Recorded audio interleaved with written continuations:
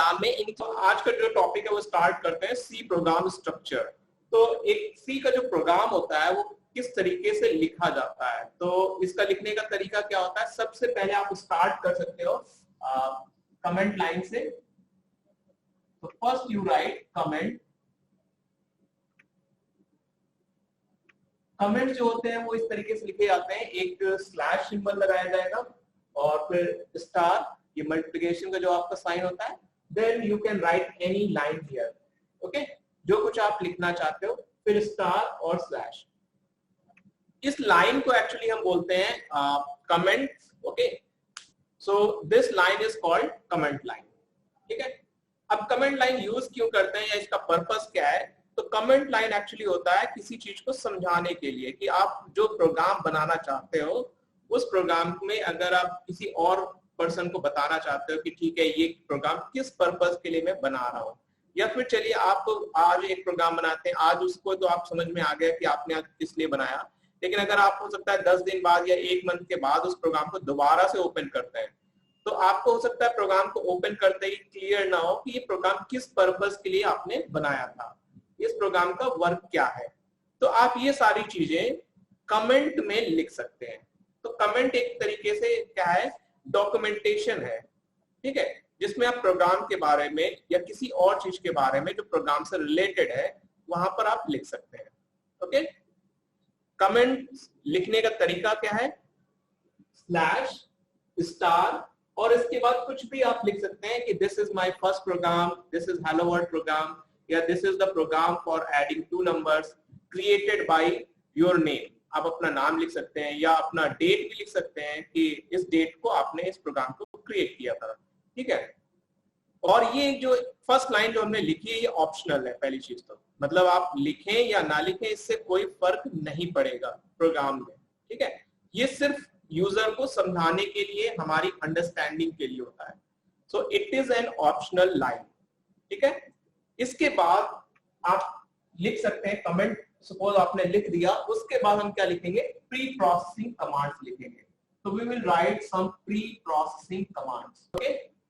अब ये pre processing commands क्या होते हैं, तो पहले इसके नाम से समझते हैं। प्री प्रोसेसिंग, प्री मतलब बिफोर, प्रोसेस तो प्रोसेस होने की मतलब क्या चीज प्रोसेस करने वाले हैं, प्रोग्राम को प्रोसेस करने वाले हैं या एग्जीक्यूट करने वाले हैं, ठीक है।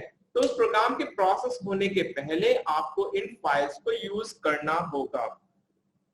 जनरली इसमें क्या आता है, हेडर फाइल्स आती हैं या ऐसी कोई भी फाइल या ऐसी कोई भी लाइन जो आप अपने प्रोग्राम में लिखते हैं इस सिंबल के थ्रू।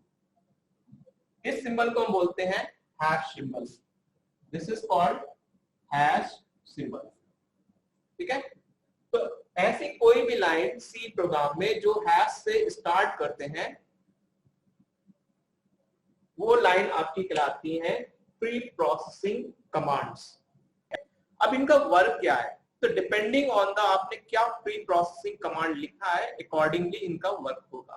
तो एक सिंपल सा प्री प्रोसेसिंग कमांड मैं लिख देता हूं आपके लिए ताकि आपको क्लियर हो। सबसे पहले आपने कमांड लिख दी, कमेंट लिख दिया। अब उसके बाद प्री प्रोसेसिंग में हमने कुछ इस तरीके से लिखा, हैश इंक्लूड stdio.h,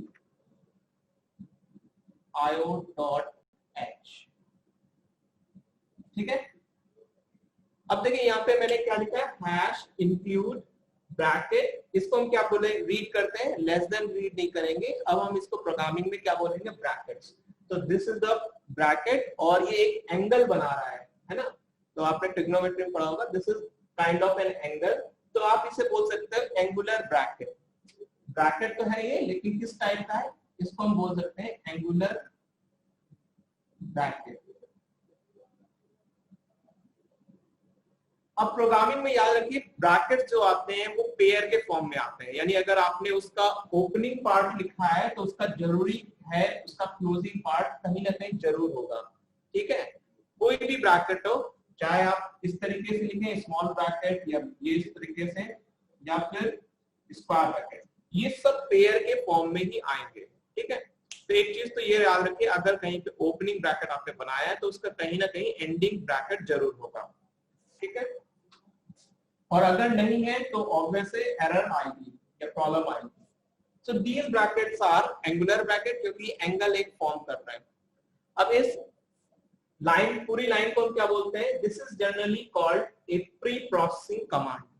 अब ये प्री प्रोसेसिंग कमांड कर क्या रहा है, इस चीज को समझते हैं। तो हमने लिखा हैश, इससे कंपाइलर को या कंप्यूटर को पता चलेगा कि this is a pre processing command. अब ये प्री प्रोसेसिंग कमांड क्या कर रहा है? इट इज इंक्लूडिंग, क्योंकि आपने यहाँ पे वर्ड क्या लिख रखा है? इंक्लूड, ठीक है। तो इंक्लूडिंग, और इंक्लूड क्या कर रहा है? stdio.h, ये एक सिंपल सी फाइल का नाम है। This is a file name.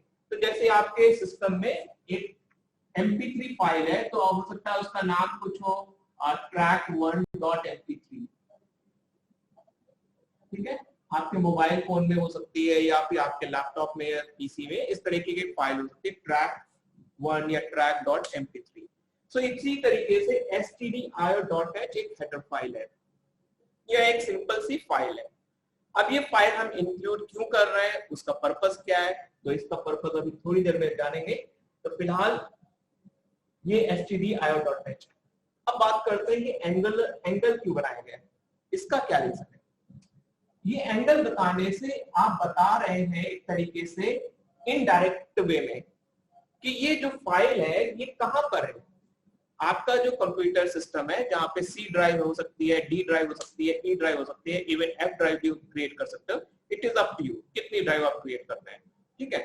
तो ये जो फाइल है stdio.h, कंपाइलर किस जगह पे ढूंढेगा?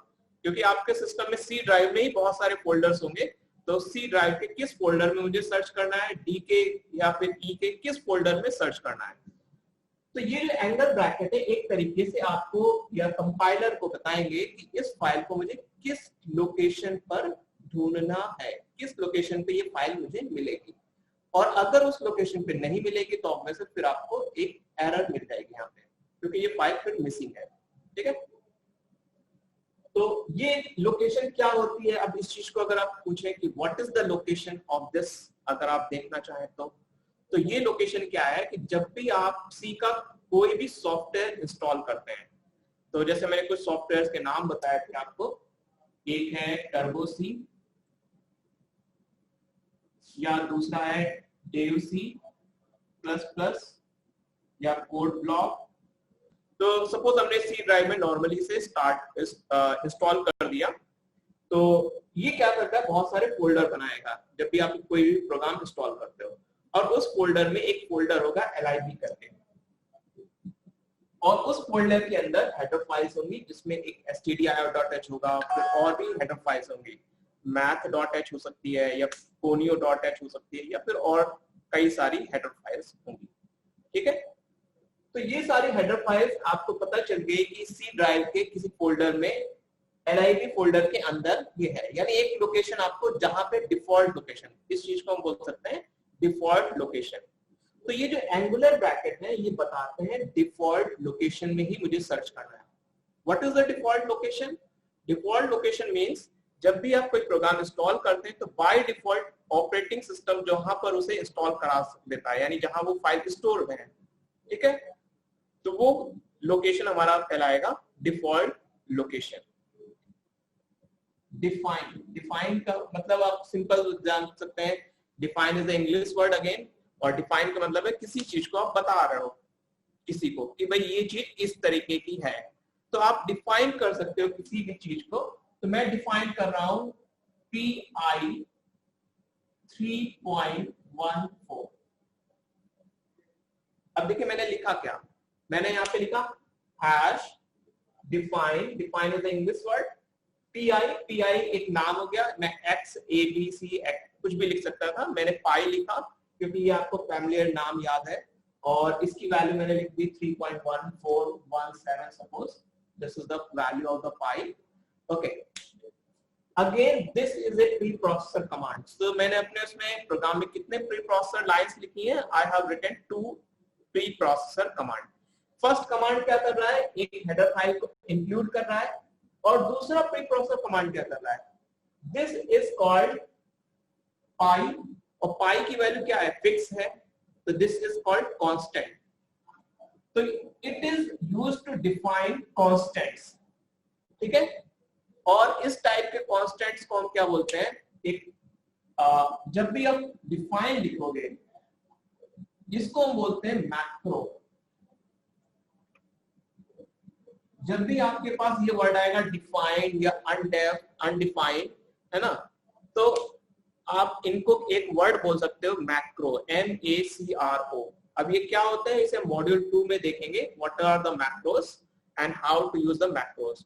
तो फिलहाल अगर आपके प्रोग्राम में कोई भी मैक्रो है तो उसे हम कहां पर लिखेंगे, लाइन नंबर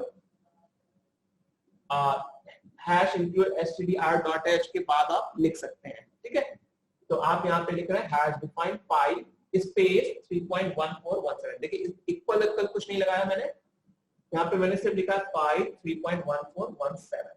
तो मैं एक तरीके से कर क्या रहा हूँ, एक वेरिएबल पाई है या कांस्टेंट पाई है जिसकी वैल्यू मैं बता रहा हूँ कंपाइलर को कि इसकी वैल्यू आपको क्या एज्यूम करनी है, you have to assume the value 3.1417। जब भी आपको आपके कोड में पाई दिखे कंपाइलर, आप इसकी वैल्यू क्या मान लीजिए 3.1417, ठीक है। तो मैंने ये चीज डिफाइन कर दी कंपाइलर के लिए, क्योंकि कंपाइलर क्या है, एक सॉफ्टवेयर है और उसके पास अपना दिमाग नहीं है, आर्टिफिशियल इंटेलिजेंस नहीं है उसके पास, तो उसे हमें बताना पड़ेगा कि भाई ये वेरिएबल या इसकी वैल्यू क्या एज्यूम करनी है। तो मैंने इसकी वैल्यू बता दी 3.1417। Okay, so this is the use of this pre processor commands. इस चीज के बारे में और डिटेल में आएंगे मॉड्यूल 2 में, प्री प्रोसेसर में जो अभी जो सेकंड। चलिए आपने ये सब लिख लिया, इसके बाद आता है ग्लोबल डिक्लेरेशन।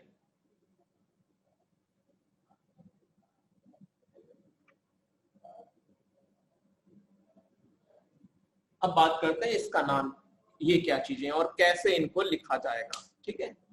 ग्लोबल डिक्लेरेशन कब कहां पे लिखते हैं, जितने भी प्री प्रोसेसर लाइंस हो गई उन लाइंस के बाद में हम लिखेंगे ग्लोबल डिक्लेरेशन लाइन, अगर आपके पास है तो ये भी अगेन एक ऑप्शनल है, दिस इज ऑप्शनल,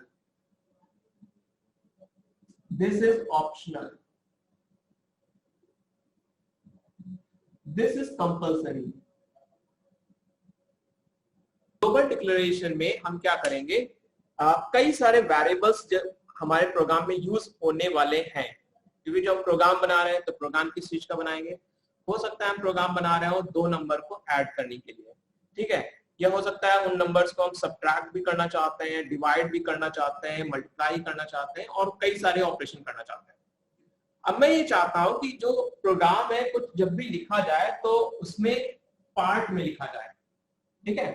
तो हो सकता है आपने कोड जो लिखा है ऐड करने वाला वो एक जगह पे लिख दिया हो, फिर सब्ट्रैक्शन वाला पार्ट एक और जगह पे लिख दिया हो, फिर इसी के बाद इसी के नीचे आपने डिवीजन वाला पार्ट एक और जगह पे लिख दिया हो। इनको हम बोल सकते हैं दीज आर कॉल्ड ब्लॉक्स, ठीक है, या और दूसरे वर्ड में आप इनको बोल सकते हैं ब्लॉक्स में बोल के, इनको बेटर वर्ड में बोलता हूं फंक्शंस। तो आपने किया क्या, बेसिकली अगर 2 नंबर को ऐड करना था उसके लिए एक फंक्शन बना लिया, आपको सब्ट्रैक्ट करना था उसके लिए एक फंक्शन बना लिया, आपको डिवाइड करना था उसके लिए एक फंक्शन बनाया, मल्टीप्लाई करना था फिर उसके लिए एक फंक्शन बनाया, तो आपने अलग अलग फंक्शन बनाए। अब इन तीनों फंक्शन में थोड़ा सा कॉमन क्या है, can you tell me what is the common part. अब देखिए फिर से मैं एक्सप्लेन कर दूं, पहले प्रॉब्लम क्या है या मेरा क्वेश्चन क्या है, मैं क्या पूछना चाहता हूं। मेरे पास 2 वेरिएबल है, यूजर कहता है 2 वेरिएबल है। अब उन 2 वेरिएबल को यूजर जब भी कहे कि भाई ऐड कर दो तो आप उसे ऐड करके दे दो, सब्ट्रैक्ट करने को कहूं तो सब्ट्रैक्ट करके दे दो, मल्टीप्लाई करने को तो मल्टीप्लाई कर दो, ठीक है। तो आपने क्या किए, आपने प्रोग्राम बनाया और उसमें मान लेते हैं थोड़ी देर के लिए आपको कोडिंग वोडिंग आ गई, सीख लिया आपने एडिशन के लिए एक फंक्शन बनाया, सब्ट्रैक्शन के लिए एक फंक्शन बनाया, डिवीजन के लिए कुछ और बना दिया फंक्शन, ठीक है, सबके लिए अलग अलग फंक्शन बना दिए। क्यों बनाए कि आप जब भी जिसकी जरूरत पड़ेगी मैं उसको यूज कर लूंगा, दैट्स इट।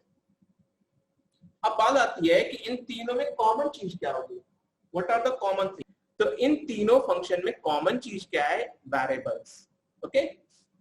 सो ज्यादातर लोग सही लोग आपने सही आंसर बताया था। तो कॉमन चीजें क्या है इन तीनों चीजों के लिए? वेरिएबल्स। अब सी प्रोग्राम में दो तरीके के वेरिएबल्स होते हैं। पहली चीज तो ये समझते हैं, एक ऐसे वेरिएबल जो उसी फंक्शन के अंदर रहते हैं, उनको आप उसी फंक्शन के बाहर यूज नहीं कर सकते, ठीक है। और कुछ वेरिएबल्स होते हैं जिनको हर फंक्शन शेयर कर सकता है, ठीक है, चाहे तो ये भी फंक्शन यूज कर ले, ये भी यूज कर ले और ये भी यूज कर ले। तो ऐसे वेरिएबल जो सारे वेरिएबल्स के साथ शेयर किए जाएंगे उनको हम क्या बोलेंगे? ग्लोबल वेरिएबल्स, ठीक है। और ऐसे वेरिएबल जो किसी पर्टिकुलर फंक्शन के ही अंदर रहेंगे, जैसे उनकी जहां तक लिमिटेशन है वहीं तक रहेंगे, उनको हम बोलेंगे लोकल वेरिएबल्स। कुछ चीजें हैं जो आपके घर में, जैसे बहुत सारे पर्सन हैं, ठीक है, तो आपके घर में जितने भी पर्सन हैं वो सब लोग क्या है, बहुत सारी चीजें जो सबके लिए कॉमन है, आप सब लोग उसे मिलजुल के यूज करते हो, तो वो सब चीजें सबके लिए क्या है? ग्लोबल है, कोई भी उसे एक्सेस कर सकता है। लेकिन कुछ चीजें क्या है? पर्सनल है, जिनको आप ही केवल यूज कर सकते हो, you are authorized to use that thing. तो जैसे मोबाइल फोन है, आपका ही है, आप उसे दिन भर कैरी करते हो सकता है थोड़ी देर के लिए कोई आप पास कर दे, तो ऐसी चीजें जो आपके लिए ही है, दिस इज कॉल्ड लोकल। और ऐसी चीजें जो सबके लिए कॉमन है, कोई भी उसे कभी भी एक्सेस कर सकता है, दिस इज कॉल्ड ग्लोबल। अब वापस आते हैं अपने पॉइंट पे, ग्लोबल डिक्लेरेशन पे, जो मैं समझाना चाहता हूं। तो दो चीजें क्लियर है कि आपके प्रोग्राम में दो टाइप के वेरिएबल आने वाले हैं, एक है लोकल और दूसरा है ग्लोबल। तो जो भी ग्लोबल वेरिएबल होंगे वो यहाँ पर लिखे जाएंगे, ठीक है। तो कभी भी अगर आपके प्रोग्राम में कभी भी ग्लोबल वेरिएबल आने वाले हैं तो दे आर रिटन हियर। सो इस जगह पे मैं क्या लिखूंगा? अगर कोई आने वाले हैं, इसलिए मैं बोल रहा हूँ ये ऑप्शनल है, क्योंकि अगर नहीं है तो लिखने की जरूरत भी नहीं है। अब कैसे लिखा जाएगा ग्लोबल वेरिएबल, वो बाद की बात है। तो बेसिकली थोड़ा सा याद रखिएगा कि this is space for global variable declaration या ग्लोबल डिक्लेरेशन। डिक्लेरेशन का मतलब क्या है कि आप कंपाइलर को फिर से बताओगे कि भाई ये वेरिएबल किस तरीके की वैल्यू ले सकता है, तो उसके लिए क्या तरीका होता है, कैसे करते हैं, वो हम बाद में बात करेंगे, ठीक है। तो एक चीज क्लियर हो जानी चाहिए, पहली लाइन कमेंट, दूसरी लाइन प्री प्रोसेसर लाइंस, और इसके बाद अगर ग्लोबल वेरिएबल्स हैं आपके उसमें तो वो यहाँ पर लिखे जाएंगे, ठीक है। अब आगे चलते हैं, इसके बाद क्या लिखा जाएगा? इसके बाद हम लिखते हैं अपना एक इंपॉर्टेंट फंक्शन जिसको बोलते हैं मेन, और इसके कई रूप आप देखेंगे या कई टाइप्स आप देखेंगे। तो मैंने एक मेन फंक्शन लिख दिया, यहां पे मैंने लिखा है INT। INT एक अगेन इंग्लिश का सिंपल सा वैलिड वर्ड तो नहीं बोलूंगा, क्योंकि वैलिड वर्ड क्या है? इंटीजर। इंटीजर से बना है INT। अब इतना बड़ा वर्ड है तो हो सकता है स्पेलिंग मिस्टेक हो जाए, तो इसके लिए शॉर्ट में क्या बना दिया गया? INT, क्योंकि INT में तीन वर्ड है, I, N और T, तो याद करने में आसानी होगी, क्योंकि बार बार यूज होता है ये, तो इसलिए INT लिख दिया गया, ठीक है। INT किसका शॉर्ट है? इंटीजर का। मेन एक इंग्लिश का वर्ड है अगेन, जो बताएगा this is the main area या मेन पर्सन, जैसे हम बोलते हैं ना, this is the main person of this event. Okay, main मतलब प्रमुख हिंदी में, या इंपॉर्टेंट वन। तो व्हाई इट इज इंपॉर्टेंट, या इसका नाम मेन क्यों है, इस चीज को पहले समझते हैं। एक तो ये है क्या चीज? This is called function, this is called function, ठीक है। इंट मेन, इंट क्या चीज है अभी डिस्कस कर रहा हूं, और मेन क्या है? Main is a function. Function को लिखने का तरीका, एक कर्ली ब्रेसेस बनाइए, और ये अगर स्टार्ट किया है तो इसका एंडिंग भी जरूर होगा, तो इसका एंडिंग पॉइंट। तो this is called main function. Body, ये इसका ऊपर हेड हो गया, जैसे एक पर्सन है तो पर्सन का ये हेड हो गया, और ये उसकी अपनी बॉडी हो गई। Okay, so you can say this is the head part और this is the body part. है क्या चीज? ये एक फंक्शन है, ओके। अब मेन फंक्शन करता क्या है, लेट्स सी। मेन फंक्शन आपका प्रोग्राम का स्टार्ट बताता है कि this is our starting point, क्योंकि यहां तक जो भी चीजें आप लिख रहे थे, कमेंट्स, वो हटा दिए जाते हैं, यूज नहीं होते, वो सिर्फ हमारे लिए होते हैं, कंपाइलर उनको इग्नोर कर देता है, आप यहाँ पे कुछ भी लिखो, कैसा भी लिखो, कुछ भी लिखो, वो आपके ऊपर है, ठीक है। ये सिर्फ ऑप्शनल है। अगेन दूसरी चीज, हेडर फाइल्स या प्री प्रोसेसिंग कमांड्स आप लिख रहे हो, वो भी कंपाइलर को पहले से पता है कि भाई क्या होते हैं, बस आपको इंक्लूड करने की जरूरत होती है। ये भी आप आगे चल के इसका हम देखेंगे क्या कैसे यूज होता है। तो एक्चुअल में आपका प्रोग्राम स्टार्ट कहां से माना जाता है, इस लाइन से, इंट मेन से, ठीक है। यहां से भी नहीं माना जाएगा। ग्लोबल वेरिएबल लिख तो ऊपर दिया है, लेकिन क्या यहां से माना जाएगा, नहीं। आपका प्रोग्राम हमेशा एग्जीक्यूट होना, मेरा वर्ड समझिए, मैं क्या बोल रहा हूं, एग्जीक्यूट होना कहां से स्टार्ट होगा, from this line, main function के जो अंदर जो पहली लाइन आप लिखेंगे वहां से एग्जीक्यूट होना स्टार्ट होता है।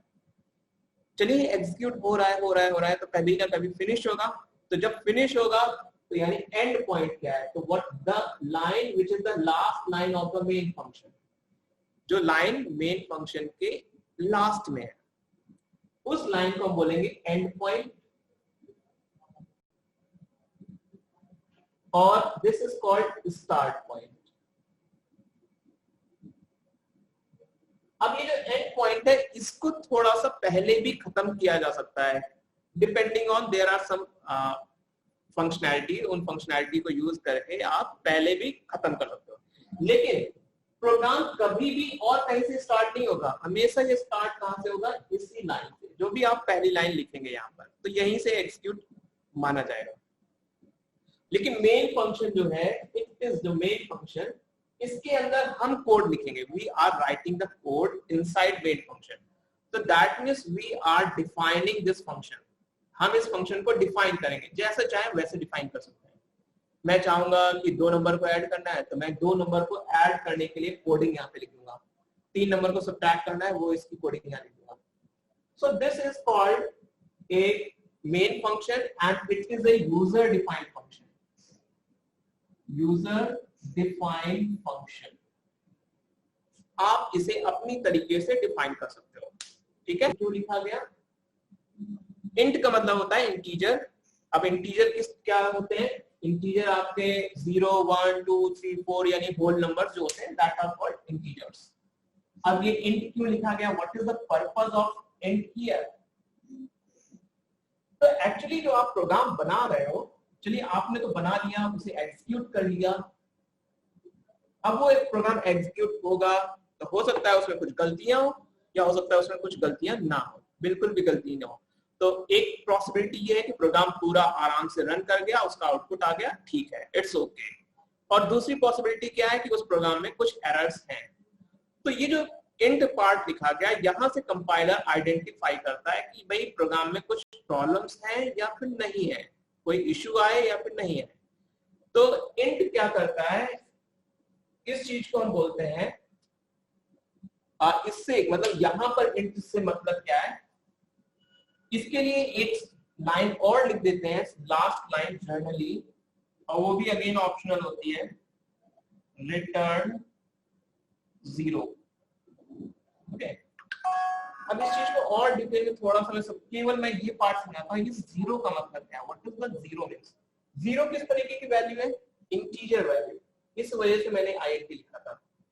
I have written int because of this 0, क्योंकि कंपाइलर को हर एक चीज आपको बतानी पड़ेगी कि ये चीज क्या है, ये वेरिएबल किस तरीके का है, ये वैल्यू किस टाइप की है। तो मैंने बताया भाई ये जो 0 है वो इंटीजर टाइप का है, ठीक है।